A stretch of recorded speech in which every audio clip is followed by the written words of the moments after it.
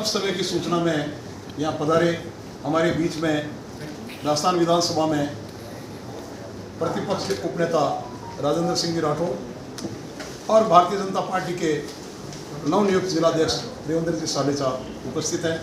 आदरणीय राठौड़ साहब आपसे रूबरू होंगे, विभिन्न विषयों के ऊपर आपसे चर्चा करेंगे।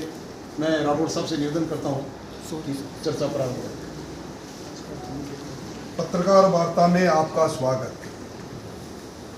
मुख्यमंत्री जी के गृह नगर में मैं बैठा हूं, जहां इन 3 महीनों में मुख्यमंत्री जी के दौरे बहुत बड़े हैं।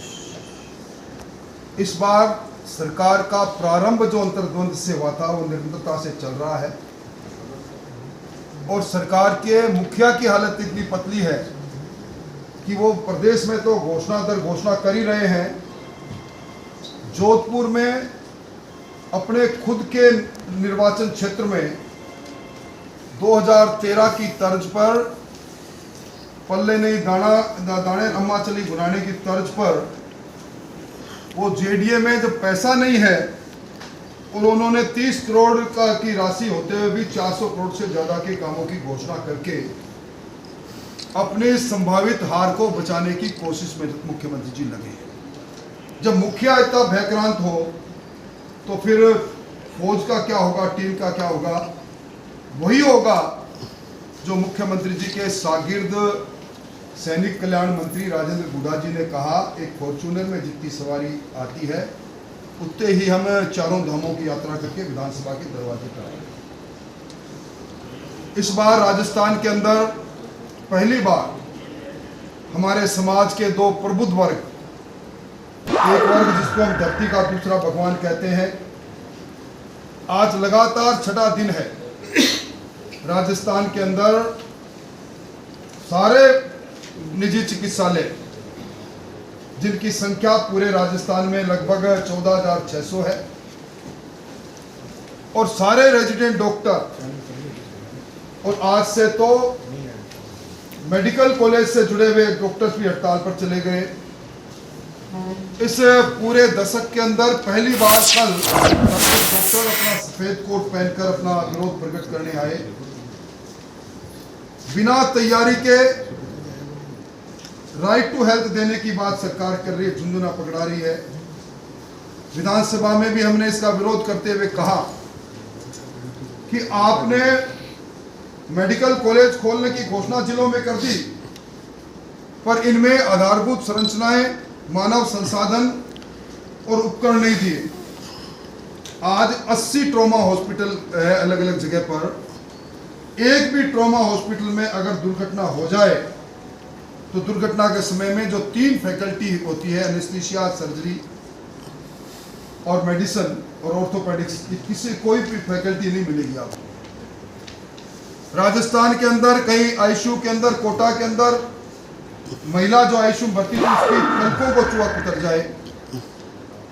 स्वान जच्चा का बच्चा, नवजात बच्चा लेकर स्वान खा जाए।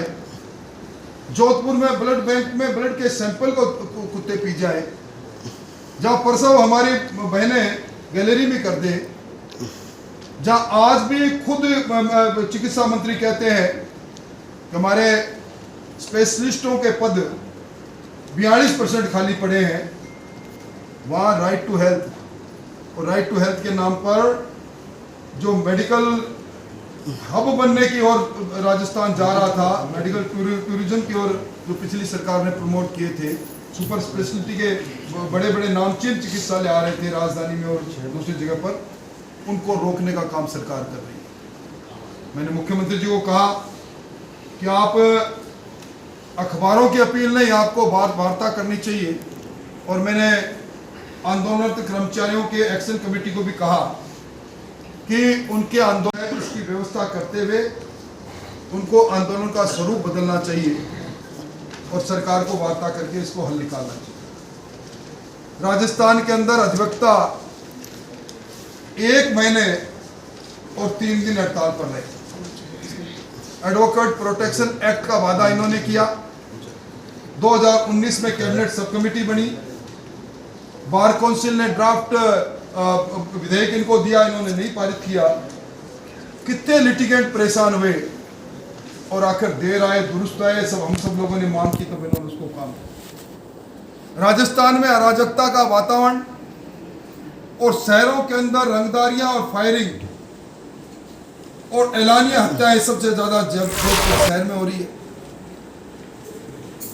राजस्थान के अंदर एनसीआरबी के आंकड़े खुद कह रहे हैं, महिला दुष्कर्म में हमने लगातार 3 बार पहली पायदान पर पहुंचने का काम किया है।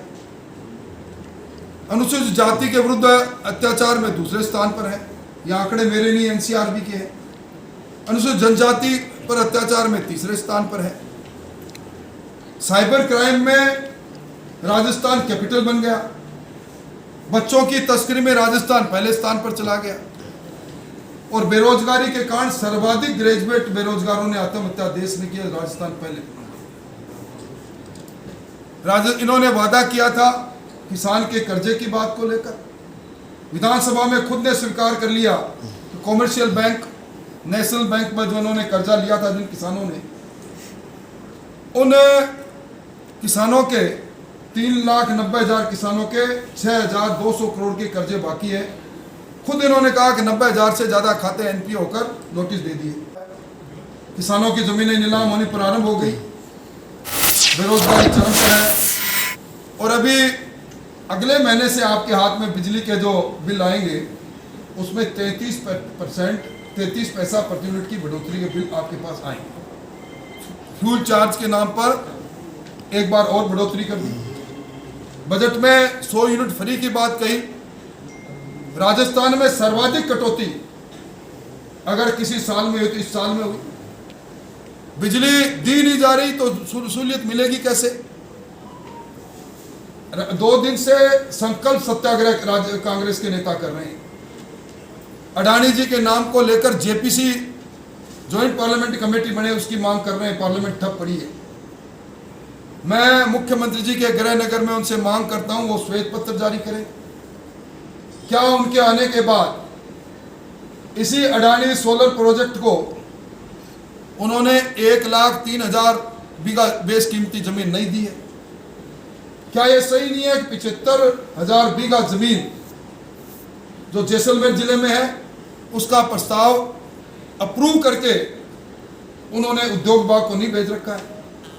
क्या यह सही नहीं है कि इस अडानी समूह के कवई के जो सोलर प्लांट है उसके अंदर कोयले की राशि के अंतर के 10,306 करोड़ रुपए की राशि 7 पैसे प्रति यूनिट के आधार पर 5 साल तक जो आपके खुद के बिलों में नीचे लिखा आता है, क्या ये अडानी जी को उपकृत करने के लिए उन्होंने टैक्स 1,39 लाख उपभोक्ताओं पर नहीं लगाया? क्या अडानी जी को राजस्थान में सबसे महंगा कोयला 10,400 करोड़ का ऑर्डर इन्होंने सिंगल टेंडर पर आरटीपीपी एक्ट को धज्जियां उड़ाते हुए नहीं दिया? ये श्वेत पत्र जारी करे। में जाकर मुख्यमंत्री जी बयान देते हैं, मेरा आरोप है राजस्थान में पहली सरकार जिसने सर्वाधिक, देश में पहली सरकार जिसने सर्वाधिक अडानी समूह को उपकृत किया है, रेड कारपेट बिछाया है। ये इस प्रकार की हालात यहाँ बनी हुई है। मुख्यमंत्री जी का एक पसंदीदा सब्जेक्ट रहा। इन्होंने रिफाइनरी को लेकर पिछली सरकार में, जब हम सरकार में थे तो हमारे पर खूब आरोप लगाए। हमने 5 साल रिफाइनरी को लेट किया। 2013 में चुनाव से, आचार संहिता से 13 दिन पहले इन्होंने उसकी आधारशिला रखवाई सोनिया जी से। और इन्होंने अपने पहले बजट में 2019-20 बजट पैरा 79 में ये कहा कि रिफाइनरी को लेकर पिछली सरकार ने जो विलंब किया, हम अक्टूबर 2022 तक रिफाइनरी को विधिवत रूप से चालू कर देंगे। हम पर आरोप लगाया था रिफाइनरी की कीमत 33,000 से बढ़कर 46,000 होगी। आज रिफाइनरी की कॉस्ट 76,000 करोड़ पहुंच गई। और मुख्यमंत्री जी का ये घोषित किया हुआ बजट जैसा पवित्र जगह हो नहीं सकती, उसमें उनकी घोषित तिथि का क्या हुआ? इन्होंने ये कहा था 2020-21 में हम हाइड्रोकार्बन सेक्टर में डेडिकेटेड कौशल केंद्र स्थापित करेंगे। और 2022-23 में इन्होंने कहा था कि हम 383 kilometre petrochemical petro investment region बनाएंगे, 1,40,000 को रोजगार देंगे। आज इन सब चीज़ों को 1.5 साल 2 साल हो गए, एक चीज़ भी धरातल पर नहीं। इन्होंने सनराइज सेक्टर में पर्यावरण शुद्धता को लेकर नए प्रोजेक्ट की बात कही, वो कहीं नहीं है। तो मेरा आरोप है कि रिफाइनरी को लेकर मुख्यमंत्री जी ने पूर्ववर्ती सरकार पर जब आरोप लगाए और खुद ने घोषणा की, वो घोषणा की तिथि निकले हुए भी कई माह बीत गए और इन्होंने रिफाइनरी सेक्टर में जो जो घोषणाएं की थी वो थोथी साबित हुई। उन घोषणाओं को कहीं अता पता नहीं। इन्होंने यहाँ के पाली मारवाड़ औद्योगिक क्षेत्र में विशेष निवेश क्षेत्र स्थापित करने की 2019-20 के बजट में घोषणा की थी। 2021 में ये डिजिटल यूनिवर्सिटी की घोषणा इन्होंने की, स्किल यूनिवर्सिटी की घोषणा इन्होंने की, जिसका बिल अब तक पारित नहीं हुआ। अब बिल रखा इन्होंने। पहला मौका है जब कोई भी विश्वविद्यालय स्थापित हो रहा है जिसका विधानसभा में बिल आया, उससे पहले इन्होंने बोरोनाड़ा जोधपुर में 250 करोड़ की मल्टी स्टोरी इंडस्ट्रियल कॉम्प्लेक्स बनाने की घोषणा की, बजटीय घोषणा की, उसका आता पता नहीं। मैं समझता हूं कि अनेकों घोषणाएं हैं। इन्होंने मारवाड़ इंडस्ट्रियल जोधपुर कंकाणी के लिए बजट में घोषणा की थी 2020-21 में कि हमें 102 करोड़ की लागत से विनोबा भावे नगर वन बनाएंगे। इन्होंने इसी शहर के अंदर हेरिटेज संरक्षण के रेलवे स्टेशन से और ये हेरिटेज वॉक की एक घोषणा की थी। कुल मिला के चाहे बजट हो, चाहे राज्यपाल का अभिभाषण हो, चाहे मुख्यमंत्री जी का भाषण हो, मुख्यमंत्री जी ने घोषणावीर मुख्यमंत्री बनने का काम किया है।